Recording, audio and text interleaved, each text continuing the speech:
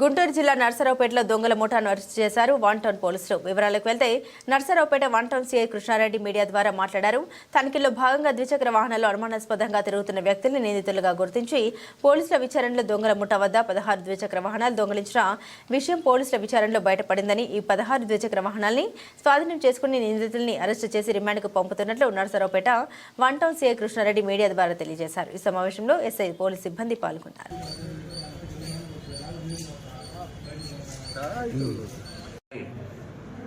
పల్నాడు జిల్లా Narasaraopet sub division incharge additional SP crimes Lakshmipathi sir యొక్క పర్యవేక్షణలో నర్సరావుపేట వన్ టౌన్ సిఐ గారు అయినటువంటి నేను, అట్లాగే మా ఎస్ఐ గారు సుమను, మా స్టేషన్ సిబ్బంది అయినటువంటి టూ టౌన్ ఏఎస్ఐ గారు సుబ్బారావు, అట్లాగే అక్కడ పనిచేసే కానిస్టేబుల్ తిరుమలరావు, మా station constable Veeranji, home guard Saida, Ramanji, writer గారు, మరి కొంతమందికి మాకు గత కొంతకాలంగా నర్సరావుపేట టౌన్లో అట్లాగే చుట్టుపక్కల గుంటూరు, సత్తెనపల్లి ఆ పరిసర ప్రాంతాల్లో కూడా ఈ యొక్క బైక్ దొంగతనాలు ఎక్కువగా జరుగుతున్న ఇన్ఫర్మేషన్ మీద మా ఎస్పీ గారు వచ్చింటాంచి కూడా మా మీద ఈ యొక్క బైకుల గురించి పూర్తిగా ఇన్ఫర్మేషన్ పెట్టి ఎవరైతే ఈ బైక్ దొంగతనాలు చేస్తున్నారో వాళ్ళని పట్టుకోమని మాకు ఆదేశాలు ఇవ్వడం జరిగింది.